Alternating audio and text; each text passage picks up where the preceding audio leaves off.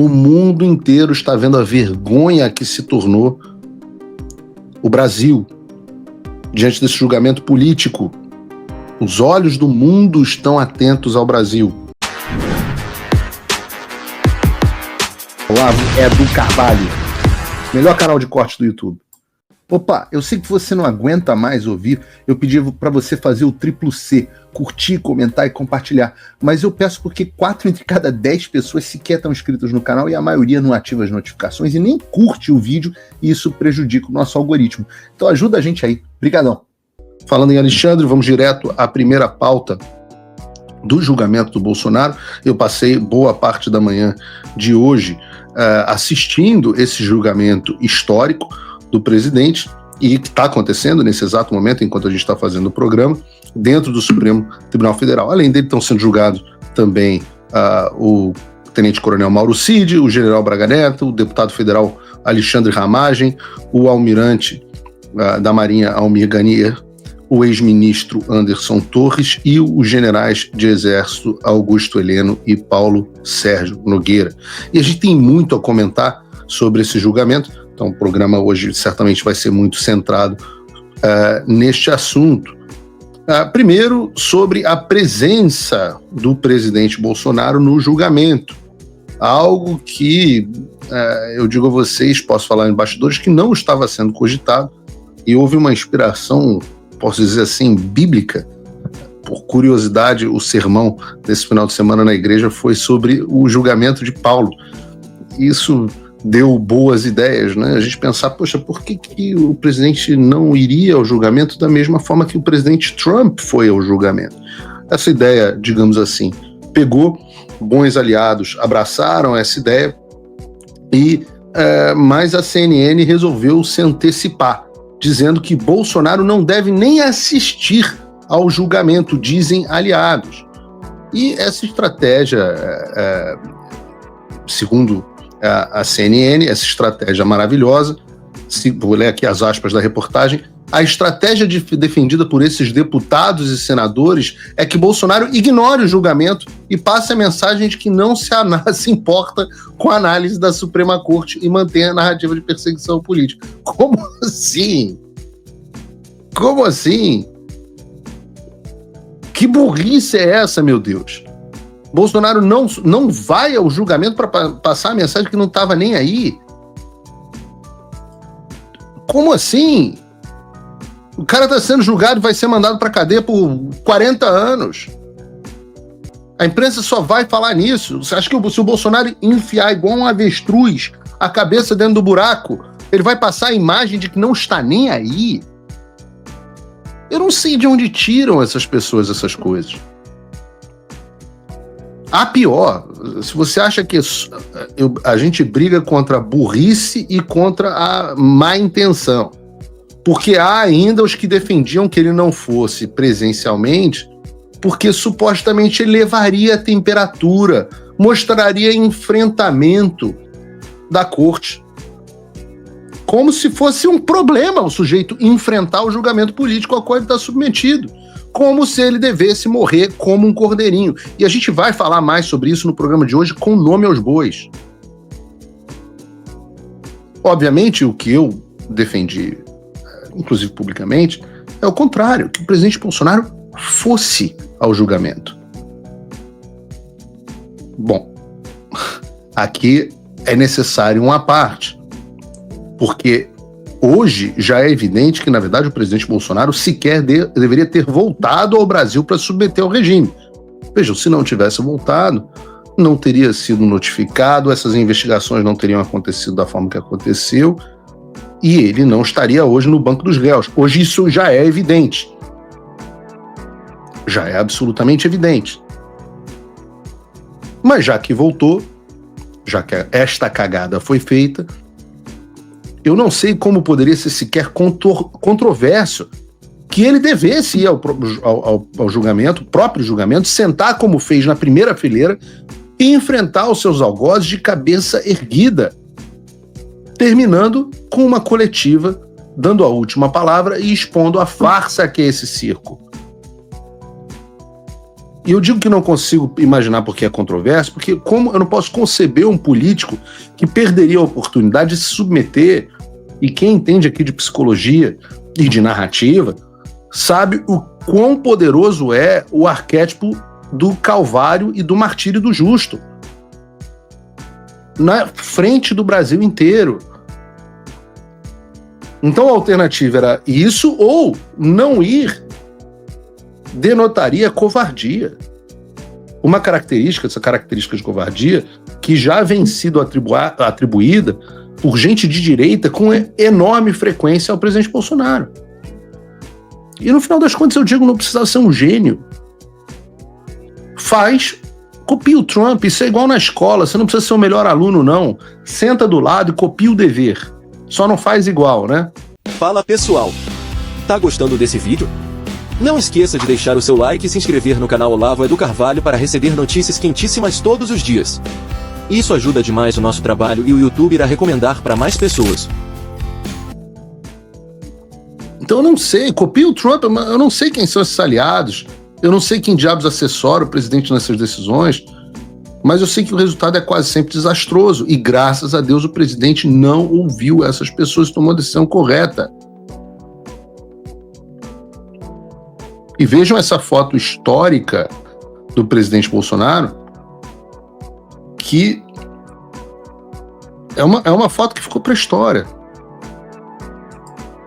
Tá aí na foto, estão os advogados, à esquerda do presidente, o Dr. Celso Villardi, que fez uma... Eu gostei muito da sustentação oral do Dr. César Villardi. Está o presidente Bolsonaro e, na verdade, à direita está o Celso Villardi e à esquerda está o Dr. Paulo Cunha Bueno, outro advogado do presidente que já esteve aqui 2 vezes no Paulo Figueiredo Show, também muito competente. Essa imagem do presidente e essas imagens, isso tem um peso. Eu acho que a gente tem uma outra imagem também que eu mandei no nosso grupo de pauta do presidente. Políticos que estão na situação do presidente Bolsonaro, eles não podem perder o que se chama de photo op, né? A oportunidade de foto, a oportunidade de aparecer em uma foto histórica.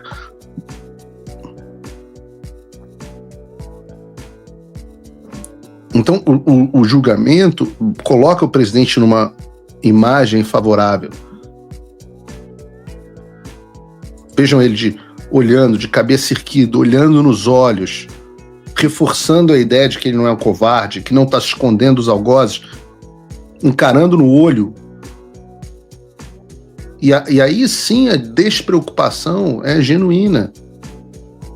Enquanto os caras estão lá sedentos por prenderem ele está genuinamente lá mexendo no celular ou olhando eles nos olhos. E eu volto a dizer, o arquétipo do Marte do Calvário.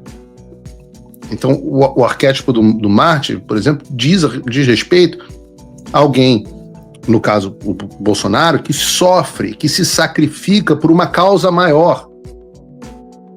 Ele está em julgamento diante do Supremo Tribunal Federal? Sim, mas ele só está nessa situação porque ele decidiu se colocar à frente, se sacrificar pessoalmente e encarar a ditadura que se instaurou no Brasil. E o Calvário é a jornada de sofrimento extremo do justo.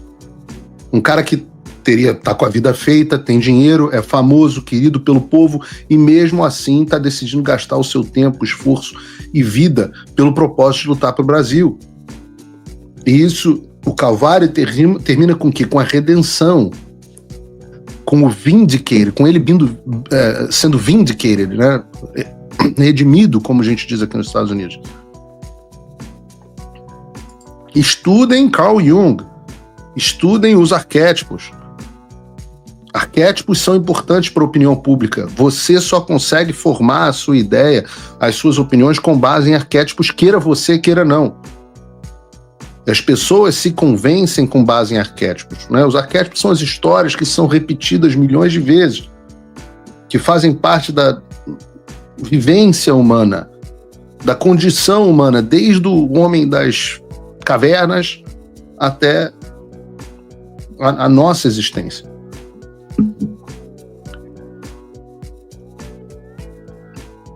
e não fosse a presença dele triunfo suficiente em razão dessas coisas que eu citei, mas temos outro fato positivo, que é o presidente Bolsonaro ganha, depois desse julgamento, a última palavra no fim dessa coletiva. E se o presidente for inteligente, ele só precisa passar 3 mensagens. Outra técnica de opinião pública que é muito interessante. As pessoas têm dificuldade de assimilar mais do que 3 pontos. Bastam esses 3. 1, eu estou aqui para assistir isso que é uma verdadeira caça às bruxas. De novo, copia o dever do Trump. 2, esse ponto é muito importante. O mundo inteiro está vendo a vergonha que se tornou o Brasil diante desse julgamento político.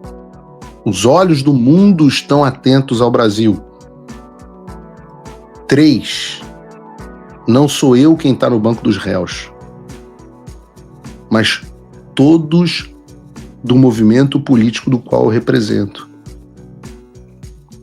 O Trump formulou isso de uma forma um pouco diferente. O Trump disse assim, e foi esse o ponto central da defesa dele: eles não querem me pegar, eles querem pegar você. Eu simplesmente estou no caminho deles. E é de fato o que está acontecendo. Não é o Bolsonaro no banco dos réus. Somos todos. E aí não depende se você não gosta do Bolsonaro, acha ele meio frouxo, não gosta, etc, etc. Não importa. O Bolsonaro está lá como bode expiatório dos nossos pecados, na visão dessas pessoas, que são acreditar no que a gente acredita. Uma visão de que o Brasil é uma nação autônoma com a sua identidade e não parte de uma aldeia global, de que nós temos uma cosmovisão baseada no cristianismo, que nós acreditamos na família como centro fundamental da sociedade e no indivíduo dotado das suas liberdades individuais. Esse é nosso movimento político, e que nós estamos revoltados contra a forma como eles do establishment usurparam poder. Já que eles não conseguem vencer isso nas urnas, eles querem vencer, como tentaram nos Estados Unidos, vencer na base da porrada. Trump voltou à presidência, e isso é um alívio, sem dúvida. Mas o que isso muda no Brasil? Nada, se ninguém fizer nada. A verdade é que a esperança não pode virar passividade. As coisas não vão se resolver sozinhas, e muito menos com textão e xingamento nas redes sociais. Não espere que alguém venha salvar o país por você. Se você não agir, ninguém vai. Eu estou fazendo a minha parte. Eu larguei tudo para me dedicar a isso. Mas sem apoio, esse trabalho simplesmente não continua. Quer saber como pode ajudar sem sair da sua rotina, sem sair da sua vida? Simples. Apoie quem está na linha de frente. Acesse www.paulofigueiredoshow.com/apoia e com apenas $5 por mês você mantém esse trabalho vivo. Se você puder mais, considere a possibilidade de se tornar meu patrono Gold e tenha acesso ao meu grupo privado no WhatsApp, onde você participa das discussões que guiam o conteúdo e muito mais. A diferença entre quem só assiste e quem faz parte da mudança é a atitude. Faça o tal do triplo C. Curta, comenta, porque a integração do chat ajuda muito, e compartilhe. Você pode fazer essas 3 coisas que ajudam o algoritmo a aparecer. Mas eu não estou brincando não, pessoal. Dá uma paradinha agora de 1 segundo e clica no joinha, que às vezes sabe, essa pessoa já está acostumada a ouvir isso. Não, é importante que você faça isso, porque se você não fizer, inclusive atrapalha o vídeo. Parece que o vídeo é menos relevante.